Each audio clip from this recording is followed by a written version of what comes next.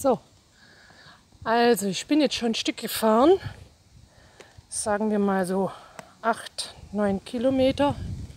Ich kann es gar nicht im Kopf gerade ausrechnen, weil ich ja vorher schon ein paar Kilometer drauf hatte. Und ich fahre jetzt also auch auf dem Fennbahnradweg lang, ein Stück wenigstens. Ging das jetzt gerade schon den Berg hoch, direkt nach dem Bahnhof. Ordentlich, eigentlich fast durchgehend bis jetzt. Jetzt haut die Kuh auch noch ab. Auch schon keine Lust mehr. Dann fahre ich jetzt mal weiter. Und zwar, es geht, weiß ich jetzt nicht, da lang jedenfalls. Hier hoch. Mal sehen, wie weit. Ich muss mal gucken. Und Mordswind gerade, aber ist eigentlich ganz angenehm. Also ist eher von hinten. Außerdem fahre ich jetzt durch den Wald. Ja, ich könnte jetzt noch ein bisschen anlassen. Ich hoffe, ich komme jetzt hier weg so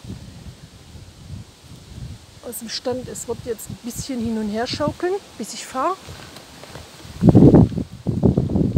So, ich filme mich mal ein bisschen durch den Wald.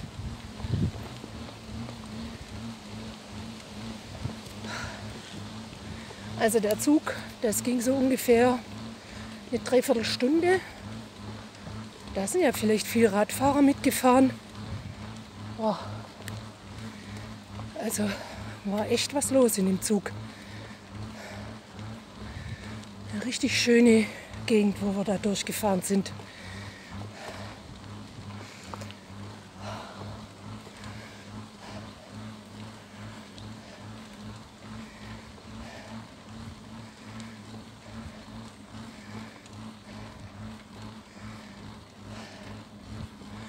Hier haben selbst die Bäume noch Masken auf.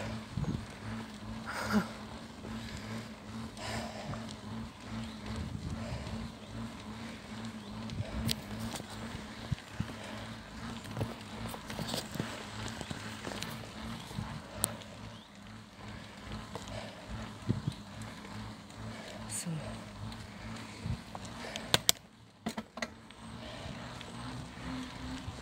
Könnte ich mal ein bisschen Gas geben, ne? Ist gar nicht so steil hier. Aber ich muss noch schnaufen von vorhin.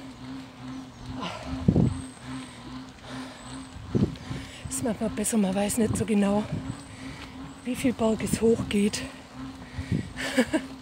Es reicht mir, wenn ich da bin und es sehe. Ich glaube, ich will es gar nicht so genau wissen vorher. Man sieht ja die Pfeile, aber ist ja schon ein Unterschied, wie steil und wie lang.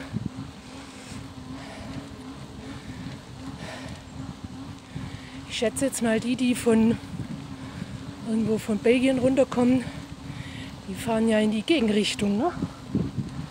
Wir fahren ja jetzt erstmal ein Stück hoch in den Norden, bis wir dann die Kurve machen und dann wieder runter in den Süden, also südliche Richtung.